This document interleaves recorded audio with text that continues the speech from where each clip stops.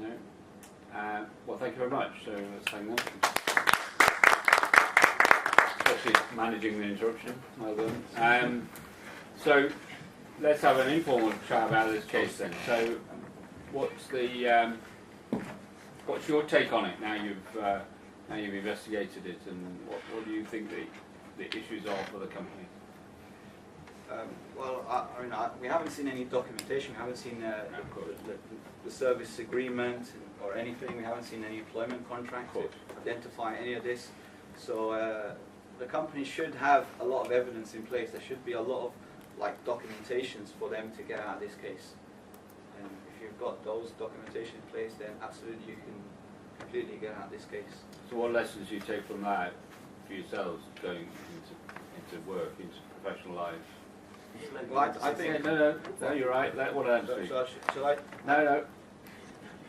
Yeah. That we should document everything, every step we do, we should document it. If any problem happens, especially in this serious case, it's not something easy. It's harmed the environment and everything. We have to report immediately, not just wait until the disaster happens. Proper, training should be in place by the company.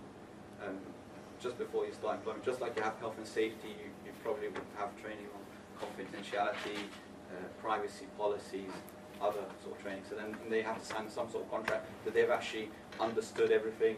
Then you can hold them liable as employees and take actions against them. So I guess it's, from my own experience, it's very easy to work along in a project or in any situation where you recognise the problem and you're trying to deal with things informally, and at some point the disaster happens. Something happens, and if you've not done what you've just said about documenting things and being clear about things, then actually you can be left quite vulnerable, because there is a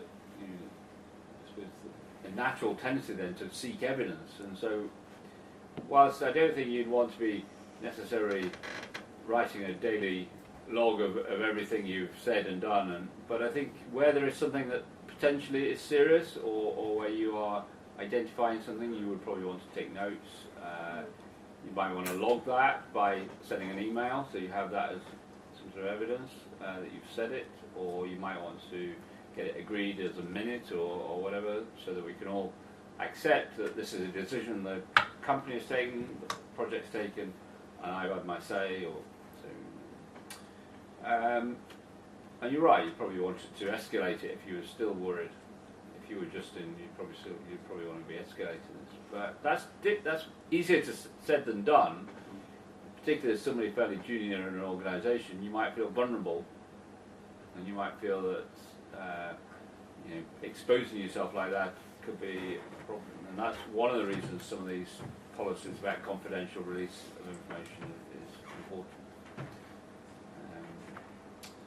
And working to a contract is also important. We were doing some work here for a company, and they kept challenging our work, but we just kept going back to, look, this is what your requirement was, this is what the contract said, we've done what, oh yeah, so you did.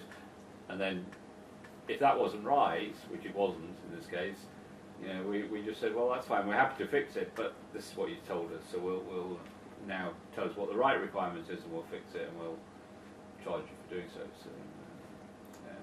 So there again, being clear at the outset of the contracts, particularly delivery of software, is really key. But difficult to do because a lot of grey areas. So. Any other questions or points? Any thoughts about this case, or if you were in this situation? Well, how confident do you feel to be after, I don't know, several days of background research? It's not too much, and you delivered quite a legal-oriented presentation. How confident and competent do you feel to be after several days?